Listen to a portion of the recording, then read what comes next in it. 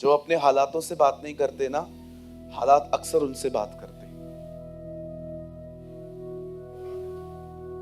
कई बार आपके पहाड़ आपको कहेंगे कि तू गरीब है, तू बीमार है, तू कमजोर है, तू लाचार है, इतना उड़ता था जीसस जीसस, अब तू किधर है?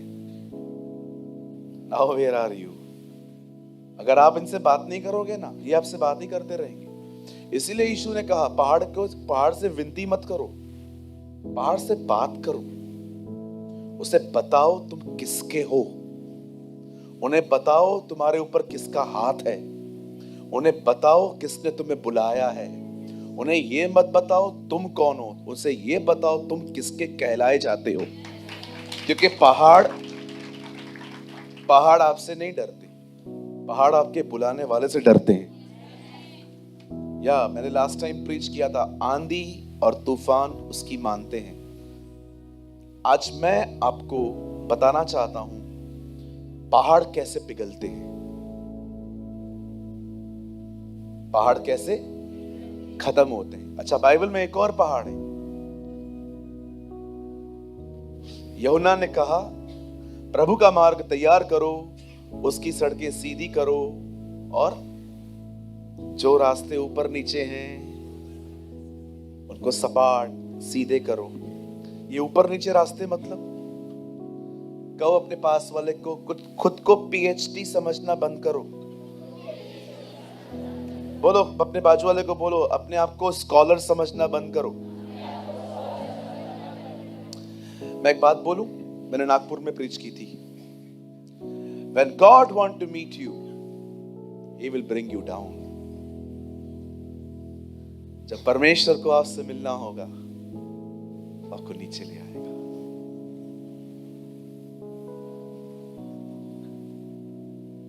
अगर खुदा आपसे मिलने वाला होगा ना, उससे पहले वो आपको नीचे ले आएगा, नम्र करेगा। वो ऊपर नहीं आएगा। यीशु ने जक्कई को नहीं कहा वेट, पतरस हाथ तो लगा, मुझे ऊपर चढ़ाओ। No, Zacchaeus come down. When God want to meet you, He will bring you down.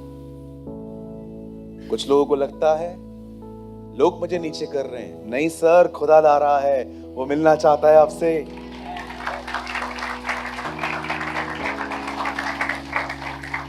Yes, नीचे उतरो, ये पहाड़ तोड़ दो अपने अंदर। मैं कुछ हूं, हम कुछ नहीं है।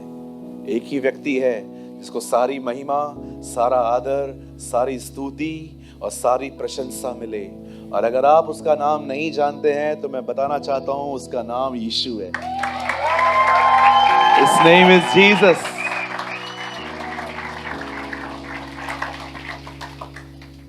ये मुझे सिखाएंगे, अब ये लोग मुझे सिखाएंगे। बिल्कुल जी, ये लोग आपको सिखाएंगे। मैंने देखा है यूहन्ना बपतिस्मा दाता ने उन्हें साफ कहा, वो आ रहा है, तैयारी करो, बी हम्बल। जब ये भी आप इन सभाओं में आए, कम with the clothes of humility. आप जानते हो, मैं आपको सबसे बेस्ट ड्रेस बताऊं चर्च पहनने की। आप जब सुबह उठते हैं, कपड़े चूज करते हैं ना, मैं आपको बेस्ट ड्रेस बताऊं जो आप कलीसिया में पहन सकते हो, द क्लोथ्स ऑफ ह्यूमिलिटी। नम्रता के वस्त्र। Don't come here with pride. जब आप यहां पर आए तो घमंड की आत्मा में ना आए, हंसते हुए आए। आपको पता है, जो लोग नम्रता के कपड़े यहां पर नहीं पहन के आते, वे परमेश्वर के सामने नंगे हैं। और मैं आपको बताना चाहता हूं, घर से नंगा वही निकलता है जो पागल है। पढ़ा है आपने प्रकाशित वाक्य में, तू कहता है मैं धनी हूं पर तू नंगा है। There's a word in a book of Revelation. मैं जब भी यहां पर आता हूं, मैं किसी के लिए अपने हार्ट में गर्ज नहीं लेके आता। मैं सारे अपने गुनाहों को मान के चर्च आता हूं कि प्रभु, हाँ मुझे कल की मीटिंग में इस भाई का एटीट्यूड अच्छा नहीं लगा, लेकिन मैं वादा करता हूं प्रभु, मैं नहीं दिखाऊंगा इसको कि इसने मेरे साथ ये किया, मैं जाऊंगा, मैं बात करूंगा इससे। Come with humility. मैं आप में से भी कुछ लोगों को जानता हूं, they are always here with the spirit of pride. Don't come here with the spirit of pride, come with the close of humility. पतरस में लिखा है नम्रता को धारण करो, इंग्लिश में लिखा गया है क्लोथ्स ऑफ ह्यूमिलिटी। और जो यहां पर इस आत्मा में नहीं आता, मेल मिलाप की आत्मा में नहीं आता, मैं आपको बताना चाहता हूं, आप खुदा की नजर में नंगे हैं। और मैंने रास्ते पे कुछ लोगों को देखा है जो बेचारे अपने सेंसेस खो चुके हैं। मैं उस दिन एक अंकल को देख रहा था, कचरे के डब्बे के पास में बैठे थे, कोई कपड़े नहीं थे उनके, उटपटांग हरकतें कर रहे थे वो। मैं जान गया वो अपने सेंसेस में नहीं है, उनका माइंड लॉस हो चुका है बेचारे का। प्रभु मुझे जानते हैं, मैंने वहां पर उनके पास में खड़े होकर दुआ करी। मैंने कहा प्रभु मैं ऐसे मिल नहीं सकता, ये अपने सेंसेस में ही नहीं है, किस तरह मिलूं, मैं क्या करूं प्रभु। लेकिन मैंने वहां पर खड़े खड़े दुआ कर ली। मैंने कहा प्रभु से बचाइए, इन पर रहम करिए, भले कहां पर भी भेजिए, लेकिन इनको कहां भेजिए। हालेलुया। चलिए अपने पास वाले का हाथ पकड़िए, उन्हें कहिए मुझे आपसे कोई शिकायत नहीं है। उन्हें कहिए हम दोनों भाई हैं, हम दोनों बहनें हैं। और उन्हें एक और चीज कहिए, हम हमेशा एक दूसरे के साथ नम्र होके चलेंगे। आमेन, आमेन।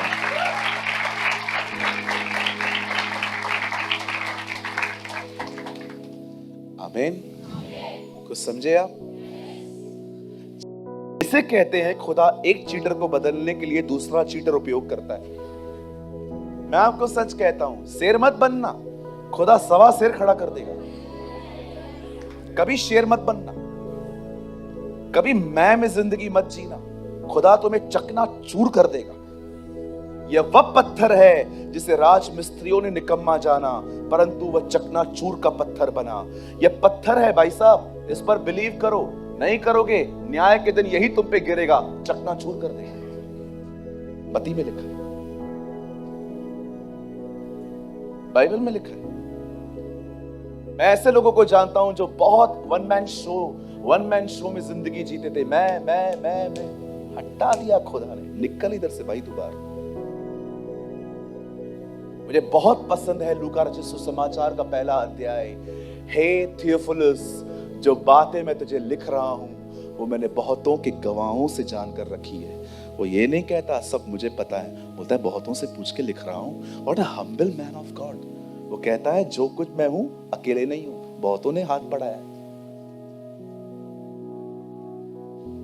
मैं करोगे ना, पत्थर जो कॉर्नर स्टोन है वो चकनाचूर कर देगा। मैं मजाक नहीं कर रहा हूं। प्रभु सब बर्दाश्त कर सकता है, घमंड नहीं।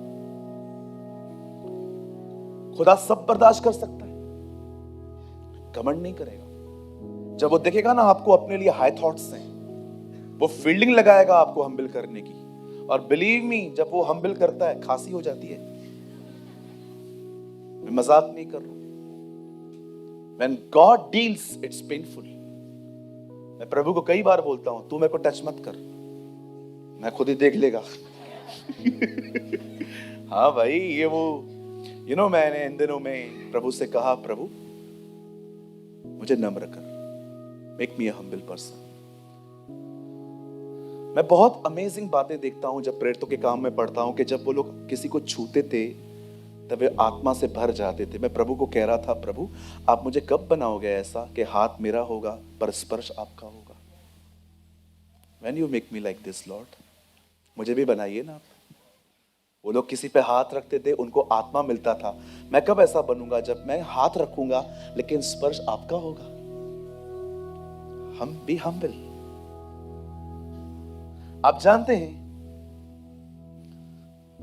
परमेश्वर ने क्यों होने दिया ऐसा कि एक रात पहले लड़की बदल दी गई। अच्छा, लड़की कौन सी बदली? पसंद राहेल थी, मिल गई लिया, उसकी दूसरी बहन। अब लिया की आंखें ठीक नहीं थी। आपको पता है एक ट्रांसलेशन में लिखा है उसकी आंखें टेढ़ी थी। हम लोग मजाक उड़ाते हैं ना किसी किसी का, इसका आंखें ऐसा है, टेढ़ी समझते हैं। वो देख सामने रहा है, लेकिन आपको लग रहा है कहीं और देख रहा है, पर वो देखवान टेढ़ी आंखें थी बेचारी की उसकी, और परमेश्वर ने ये होने दिया। अब याकूब भी, लाबान भी देखो कितना सयाना है। अभी आप देखो, आप किसी मैरिज में जाते हो तो आपने देखा होगा डेकोरेशन पे कितना खर्च करते हैं, लाखों रुपए। कर्जे में आ जाते हैं बाद में, ये बात अलग है, लेकिन करते हैं। एक आदमी ने कहा, जब से मांग भरी है मांग मांग के खा रहा हूं।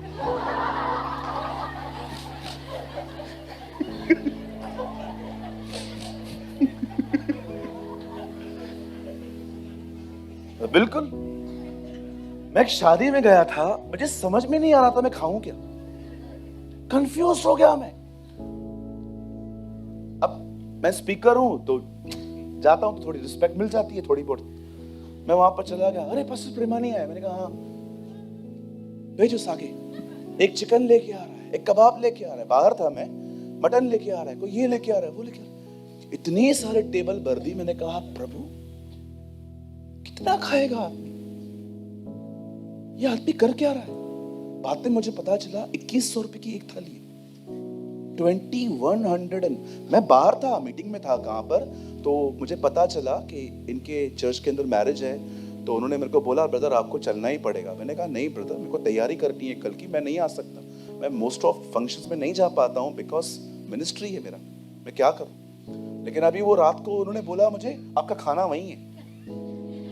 मैंने कहा यार ये तो गलत बात है यार। ले गए, पूरी पूरी पूरी टेबल भर दी उन्होंने, mutton, chicken, prawns, sea food, ये फूड, वो फूड। और मैं डेकोरेशन देख रहा था। आपको पता है, जब लड़का और लड़की आए तो बत्तियां उठाते हुए लोग आए, आ गया। देखा है आपने, लोग उठा रहे थे। दूल्हा पीछे बैठा था, हंस रहा था। मैंने कहा हंस आज, कल बिल पे करना है, फिर देखेगा तेरा शक्ल में। कहिए अपने बाजू वाले को, शो ऑफ मत करो, खा के चले जाएंगे लोग, जीवन भर कर्जा चुकाना पड़ेगा।